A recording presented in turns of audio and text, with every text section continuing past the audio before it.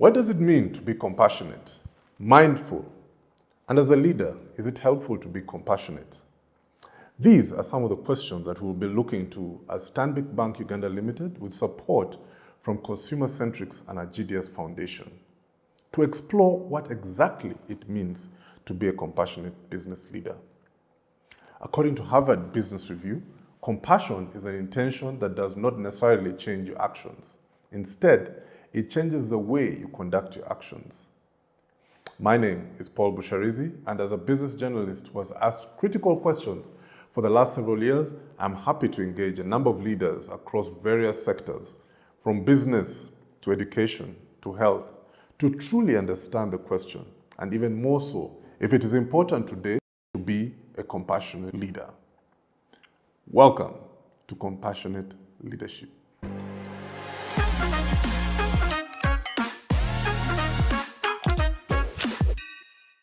So I'm going to invite my panel of compassionate experts.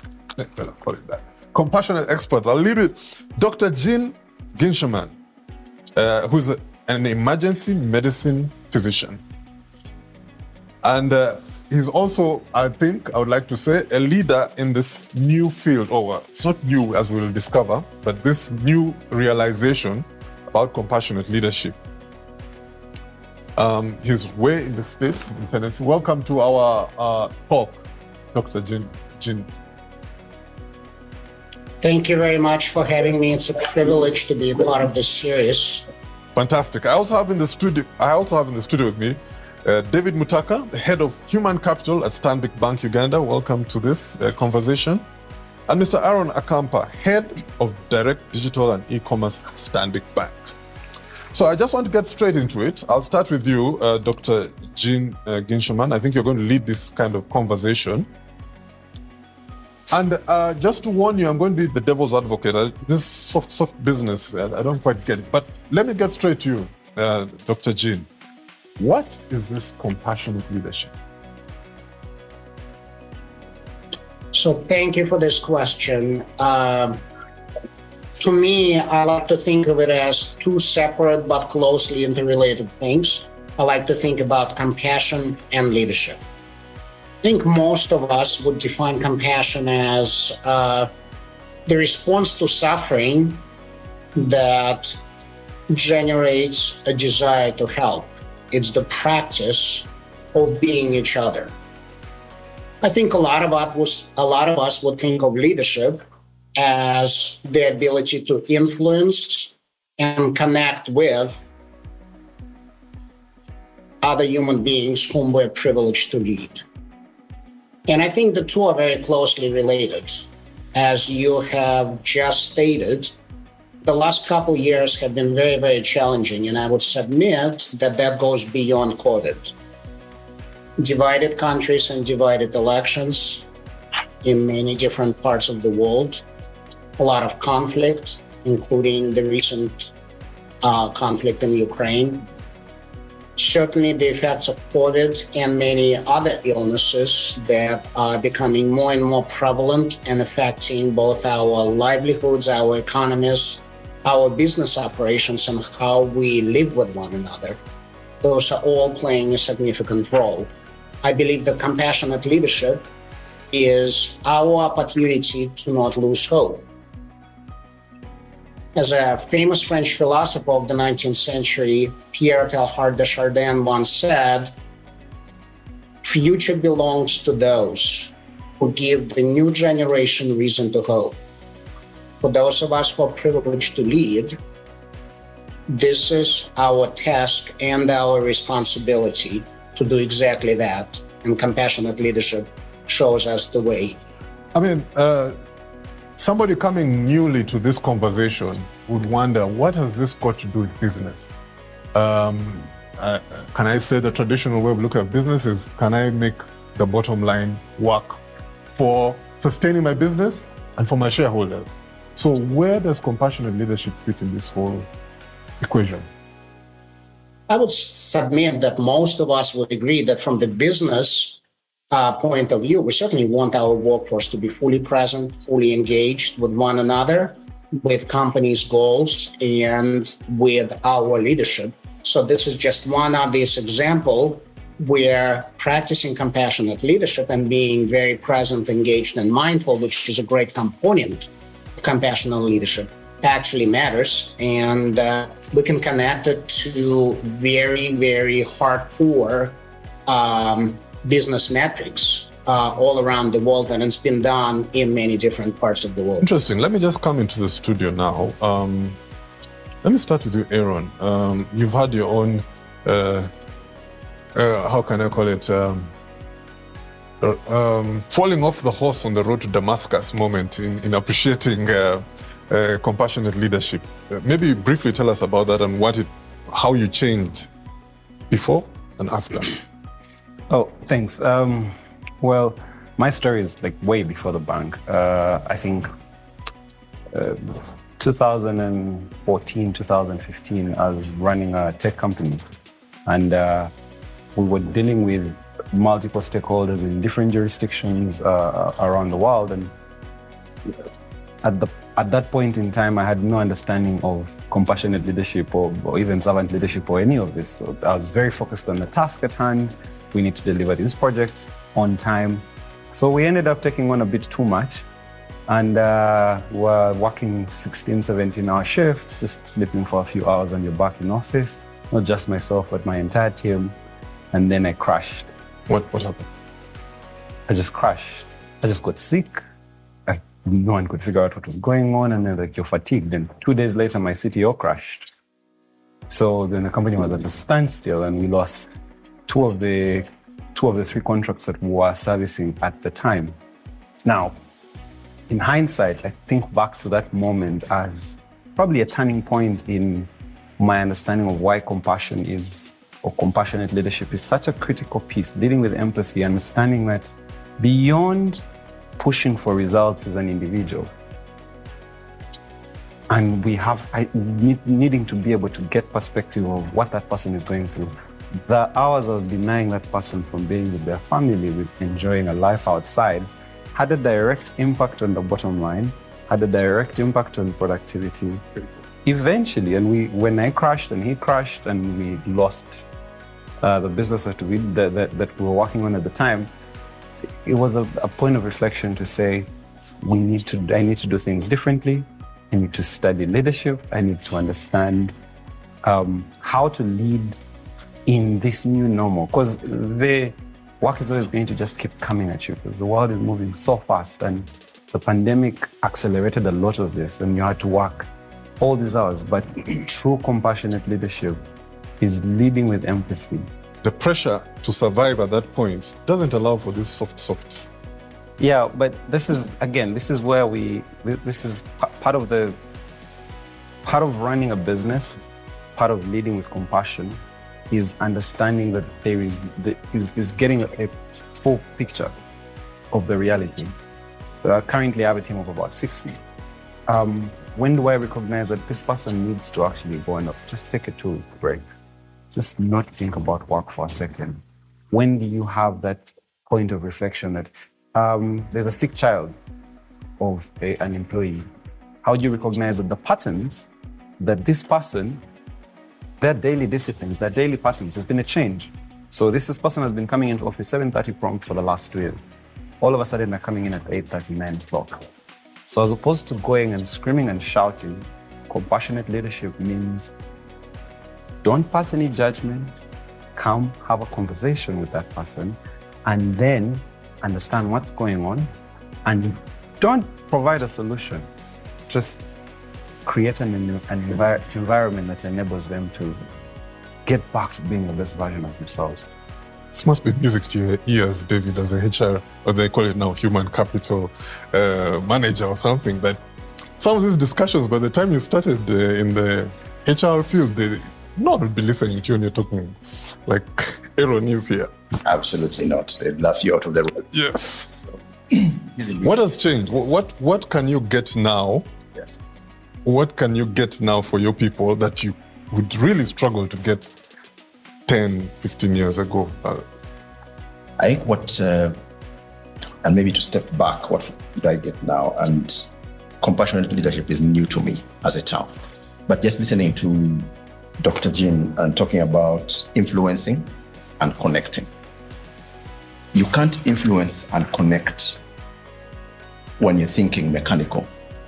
And the point that Aaron makes around listening, to say what is really going on here, what needs to be changed, is something that people wouldn't listen to before. Say we know we have a product for. We have to get that target. And I can show you that our product sales are falling like this. We have targets, and I can show you my metrics of how badly we are doing. And the more you spoke about those targets, the more you felt like you're with it, you really get it. You can talk ROI, CTI, and all these things. And that was the show of leadership. But what you discovered largely, and I think you talked about hitting a ceiling, is eventually you churn too many things and you don't create new value. So the world demands of us what new value have you created, hence stagnation starts. And you can't create new value if you can't hear the customer, if you can't hear the environment, if you can't hear the community, if you can't hear your employees, if you can't hear your shareholders. And connecting means I go beyond the words. Now, what has also happened is that HR or human capital does not have to own the people anymore. Aaron cares. So I'm not the referee, splitting two, fighting kids. No. For saying, I own my people's journey. You spoke about the engagement scores. This year's engagement scores were tough for us, right? Really high across the group, but given the things we were going through, we were unable to lift them. We probably stayed flat. Many managers came to me and said, what's going on? What has happened? How did we miss this? Right. Before, I'd be walking around saying, begging guys, scores, can I have conversations on your engagement scores? People who had low engagement scores were coming to me saying, David, it's not possible. What's going on? What did change? Your stats. It was, so things have changed. What else has changed? We talk about purpose as a common conversation, not just the purpose that we put on the wall, but say we drive Africa's growth or we drive Uganda's growth. What does that really mean? What's your impact story? And where do I fit in that picture? Yes, and so we want you to find your own purpose first. What's your aspiration? Are you just here? Why are you here? And being comfortable with not having the answer. So I don't care that I ask people, what's your aspiration? Let's not complicate it with purpose. Sometimes it can be too big. So what would you like out of life? What do you wish happened? What are the bigger things you're dreaming about? And your dreams shouldn't scare me, right? Because sometimes he's going to talk about pay. Excuse my French. Yeah. And so I avoid the conversation, but just really allowing the conversation into the room. Ideas matter. If we have a complex problem to solve, I think it allows us to move forward versus just procrastinating and sitting back and trying to think what's in Aaron's head now. Yeah. I wonder if what is getting out of hand. And so we just sit back and nothing moves. And I think the world has sort of come to that point where it's not enough to just sit and continue to churn the same things. When I grow old, I want to work for you.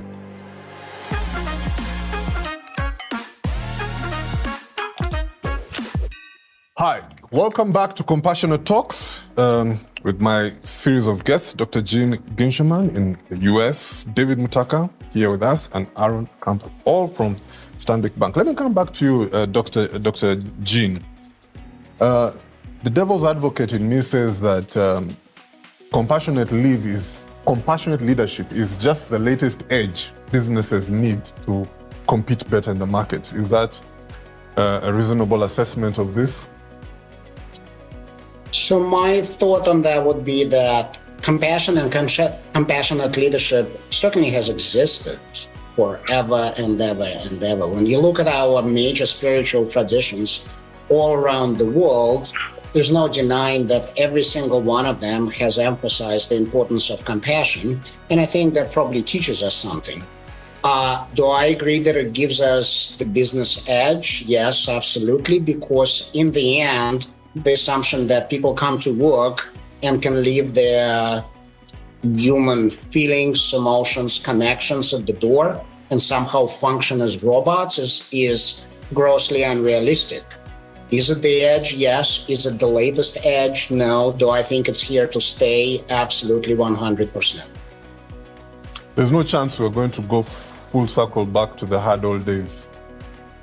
Well, none of us have the crystal ball, but I would certainly say that looking at everything that I have access to, looking at all of the information in healthcare, but also in other industries that I have access to, is certainly not giving me that sense. Interestingly enough, I'm actually participating in this conversation from the campus of the University of Tennessee College of Business, where I am just about to finish my executive MBA and graduate tomorrow. Congratulations. That in itself, I suspect, probably tells you something that someone who obviously already has a medical degree and has been working as an emergency physician and leader for over 20 years feels that it's important to have the complete package and actually have both the medical education and the business education. I think the two are inseparable, and I think that's how we make the world a better place and have agency to make a difference.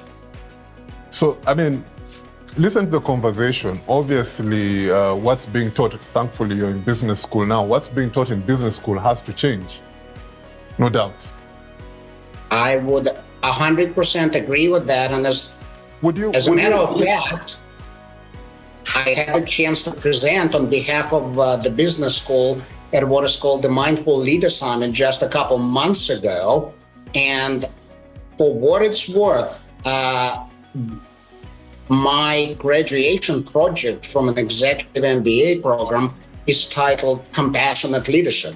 So there's clear recognition that it's now going to be part of the core teaching of the business school, and that if we want leaders to succeed in business, they need to have these types of skills available to them and taught to them in a very direct manner. Otherwise, we fail. Yeah, true. David, I'm just trying to envision a compassionate company. So previously, you'd have your MD, CEO, whatever, then probably next in rank, the CFO, or maybe the MD, the deputy CFO, then marketing guy somewhere there, sales. Okay, sales before marketing, sales and marketing. HR used to come somewhere down the line, somewhere there, say, tick boxes. We're ticking off, we have a HR department. How would maybe an ideal or a more compassionate company, how would that organogram look like if there actually is one at all, anyway? I don't want to, as I said, I'm not a big fan of sit at the table for HR. I think HR should work itself out of the job. Really? The perfect organization actually says there's no more HR. The business leaders there understand that people are first. Hence, I don't need to be beating the drum. They understand that, again, people is one component of that business. The major component. One component. As I said, I think if everyone doesn't come to the party, you struggle. Because if people then say, now we are more better than customers, that creates that competition. That kills compassion. That says I can't listen anymore. In my mind, being open to listen, being open to be wrong, being open to say, what's the reality here? What's the impact we're seeking is really important. So currently, organization structures, I think, are still tools. Hierarchical. Right? So flatter structures, they do have their place, because I don't think we have the finesse yet to the point around skills. Say, if I let you loose, do you know what to do? How do you get guided? How do we make decisions? So it still has its place, and we must evolve to a place where we can allow everyone to be the best version of themselves, as Aaron alluded to. Aaron, let me come to you. And you've had business, so you understand return on investment and shareholder. We've got to keep something in the pocket. It seems to me that to adopt a compassion leadership, there'll be a long learning curve. And the bigger the organization, the longer the learning. Shareholders are there saying, my friend, stop telling me stories. I want to see a return on my money as soon as possible. it seems to me also that you're going to have to, the education of compassionate leadership is not only going to be in organizations, it's going to be outside, inside, everywhere. That's the challenge. I don't know. Do you see it or? Yes, it's pointless to try and solve this with an inward-looking view, because then it's going to have a stopgap. If I'm helping myself understand compassionate leadership and just my team, and then David is not a compassionate leader, then we're going to have clashes as soon as anyone from my side is speaking to David. And there's always transitions. I mean, if I move from department X to department Y, and you're not, there is the values or the value system in the different units for the same organization are varied, then we're going to have a stopgap. Then the impact of the compassionate leadership that just goes out the way. So we do have to have an inclusive. We need to bring everybody in now. Part of the series that you spoke about, you said you're speaking to doctors and lawyers and everybody. It's to bring as many people into this journey as possible. It's not a selfish thing. We can all be compassionate. You can't be the only one. No, it doesn't make sense for me to hoard onto this particular piece of I want to call it, it's not a patented piece of knowledge. It's for all of us to utilize. And Doctor talked about a direct correlation between compassionate leadership and bottom line, between ENPS and leaders, people who lead with empathy, and the bottom line. And it shows, even in our own numbers at the bank, the years or the times when our ENPS scores, our employee engagement scores are high, you can see it can show in the bottom line. And really? It does. So you can't move away from it. Correlation does not mean causation. No. No. That's a quotable quote. It's not mine. A team that is working towards, that understands why they do what they do, and are working towards the same goal, and will more times deliver better results than where somebody is just screaming and shouting at the top of their voice, expecting a different outcome. See, when David spoke earlier, he was very clear to say, it's not just the people in an organization that matter. There's people, there's process, there's client, it's multifaceted. So even for your small business, your compassion towards your clients, your ability to say, you know what, I'm tired, but maybe if this customer is coming at 7 and I know I'm in a rush, but I can do the job, but not just do the job well. That business is going to thrive 10 times better than the person who has hired 10 different makeup artists who don't listen to clients. I want this shade, you get the other shade. You see where I'm going with this? David, some of these things, they just sound, you're now in a big organization. I think you're about 1,000+ people. You've got this huge balance sheet I've seen there. I'm glad to partake of it every so often. You've got this huge income that's growing every year. You can talk all this stuff. When I'm in the trenches, your Stanbic Bank is beyond surviving. Stanbic Bank is, okay, we know that it's not too big to fail, but it's beyond this basic thing. When I'm in the trenches, I'm starting my business, I put my last dollar on the line. Start telling me this stuff, man, I just need to see guys in the seat. I'm making them up, they get out. The faster they do that, the better for me. Absolutely. So maybe this is for higher organizations, not for... We're in a privileged position. I think Dr. Jean mentioned it as well. Those of us who are in such organizations that have allowed it, that have matured to that level, must take it to our communities.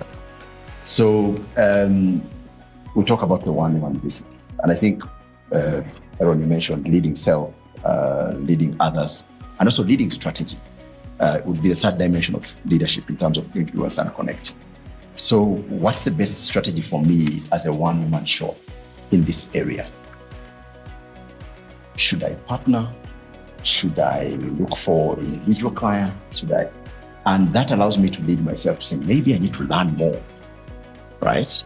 I can't say customers are not coming to me, yet they know and I become a victim. So what must I do? How do I prepare myself to be credit ready? How do I prepare myself to be compliant? Because I'm thinking long term, I'm seeing a big vision, right? So a lot of people who start businesses are starting the business to feed my family, Survive. which is a good start. But beyond that, how about feeding 50 families? Maybe feeding the family for over 30 years and the next generation so that you create a better future. I think compassion or that sort of ideas says think different, right? Believe in yourself. Believe you can do more. Really unleash yourself, because just running a business day-to-day meal, in a year's time, you're burnt out. In a year's time, you don't know why you're doing what you're doing, right? In a year's time, you don't even collect data of customers who come in. So everyone spoke about listening, but I think, say, of the people, what sort of people come here? Why do they come at 7? Do I care beyond that? And hence, can I build a business model around some of those things that says, what's the future of my business? So indeed, it's easier for bigger corporations. We can fail. But bigger corporations also have challenges. Right? We have to account to shareholders. I don't just get the money in my pocket and I have to go and justify to boards. We have to write, to business journalists that criticize us for our growing cost to income ratios, and saying you're being too generous to your staff, you're paying management too much money. So Bonuses. it's also constraints for the large organizations. But the call, say, will you show up and dare to make the world a better place? I think it's it. And the world being a better place is, I think someone said, I forget the quote, but where everyone being their best version of themselves is okay. So Jean, you're going to have the last word on the subject. I want to sort out your thesis for you. Compassionate leadership, listen more than you talk. How does that go? You'd have to pad it up, of course, but Yeah, so compassionate leadership is all about connecting, right? It's both listening and talking. And to maybe echo a little bit of what was just shared, it's also about vulnerability, right? It's also about sort of knowing, hey, I cannot be the greatest at everything, no matter what my title is. So can I be vulnerable and say, I need your help? Can I open myself up? And maybe it's most fitting if I finish our conversation with sharing a brief story, if that's all right. that's good. So a few months ago, as I believe I mentioned, I had the privilege of serving in Ukraine as someone who grew up in the Soviet Union when the conflict had started. I felt the responsibility to be of service. One day, I was taking care of an older Ukrainian lady, and we started talking, and there were multiple medical problems. But in all honesty, especially as an ER doctor, I really didn't have that much to offer in terms of how much I was going to be able to help her. So I made myself very vulnerable, and I said, look, it's a privilege to be here, but I don't feel like we're doing enough. Like not just me, but my entire team is doing enough. The scale of suffering is so great that it's just hard. And she gave me the most beautiful response that I will carry with me for the rest of my life. She said, look, it doesn't matter how many of us you help or see or care for. What matters is that a bunch of you guys, Americans, loved us enough to drop everything and come here. What matters is that our suffering matters to you. And that's the only thing. That's the only thing that matters, not just to me, but to everyone around me. And, that is compassion. It is compassionate leadership. Her sharing that with me is compassionate leadership. It is pausing for a second. It is appreciating deep meaning in that very simple exchange.